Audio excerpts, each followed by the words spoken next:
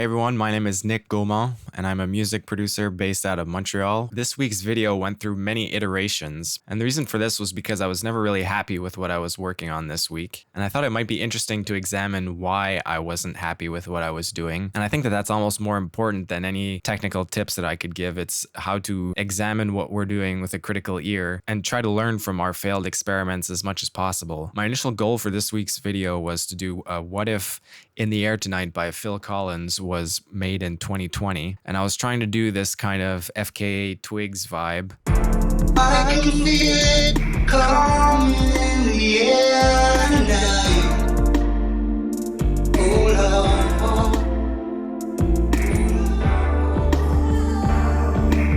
Lord. I quickly realized that this was far beyond my skill level for a 1 week timeline. And then the idea popped into my head to do a mashup between In the Air Tonight and beat from the chorus of the Dua Lipa song New Rules. And now why I thought I could recreate a beat by a producer behind some of the biggest songs in the past few years is beyond me, but that's what I did. And so the first iteration wasn't so bad, and it would kind of be the base for what's to come next. I can feel it coming in the air tonight.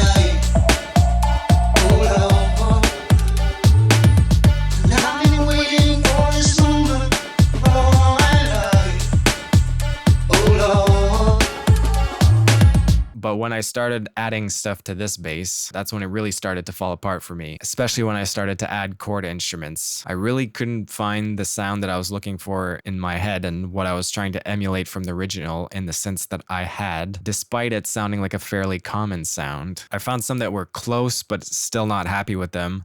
I can feel it coming in the air tonight.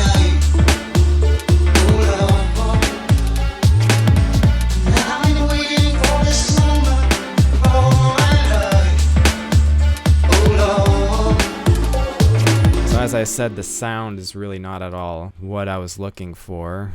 So I had two layers here.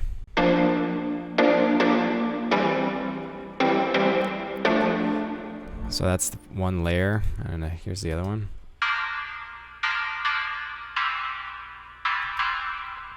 So combined, I was hoping it would kind of sound like what the chord instrument and New Rules sound like, but I don't think that it does.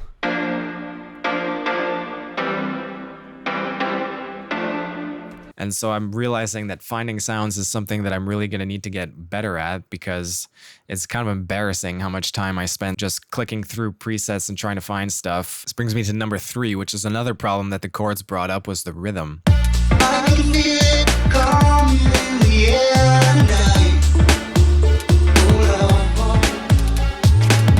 tonight. For some reason, I could not get these to sit right. I tried 16th notes and I tried 16th note triplets, but I think that the original was kind of using a 16th note swing instead, which is kind of in between the two. I know that in Cubase, which is the DAW that the original producer uses, has a swing function, but as far as I can tell, Ableton 9 does not have one. And so trying to estimate that with a grid is really hard. Notice how it doesn't really sit in the pocket in a satisfying way. I can feel it coming in the air tonight.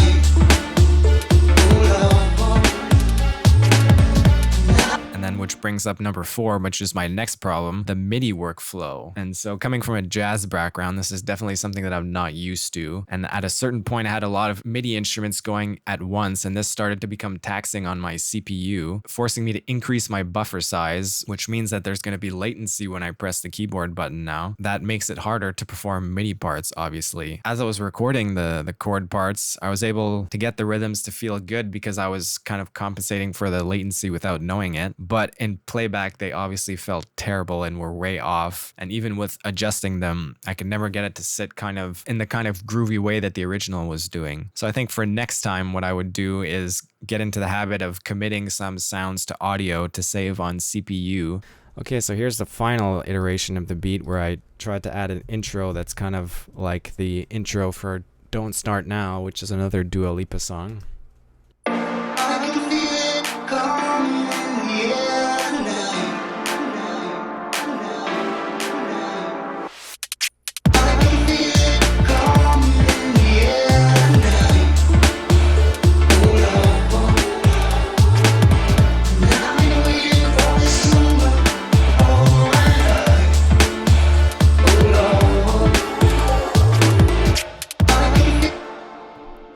intro's not that bad. I couldn't get the delay throw as loud as I wanted to, and cutting a bunch of instruments out cold was something a bit difficult as well.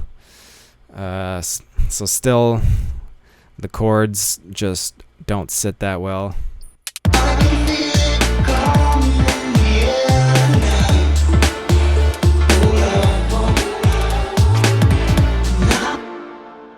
So I added more of a sustained pad in the background, add a bit of meat there, but it's probably too high of a register and like drastically EQ'd to be really doing what I want it to be doing. Also, it's definitely not the sound that I had in mind. I had something a lot more distorted, but I couldn't find anything. Trying to recreate that little brassy sound from the original, and there's something about the attack and the like rhythmic placement that I just couldn't make it sound satisfying. This just sounds like some really cheesy 90s pop thing.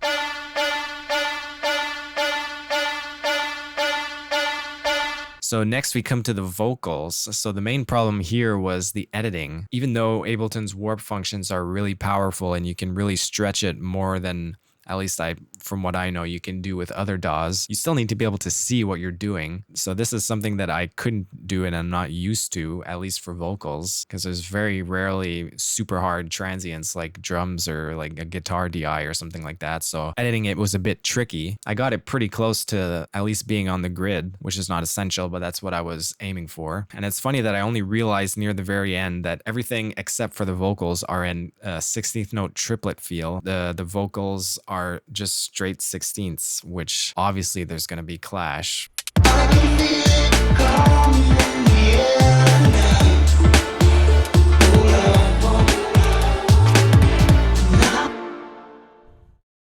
A lot of what I perceive as being the failure of this kind of version of the beat is that, first of all, the rhythmic feel is just not there, and there's like just a punch and kind of excitement and placement to the sounds that is really not close to being as interesting as the original, because mine is very much on the grid in like a 16th note triplet kind of grid, and the original is more of a swing 16ths kind of thing, which is, as far as I can tell, hard to do in Ableton. The dynamics and then the envelopes of the sounds as well really play nicely with each other in the original, but mine not so much. Let's just listen to the whole beat one more time. I can feel it coming in the air now. I can feel it coming in the air now.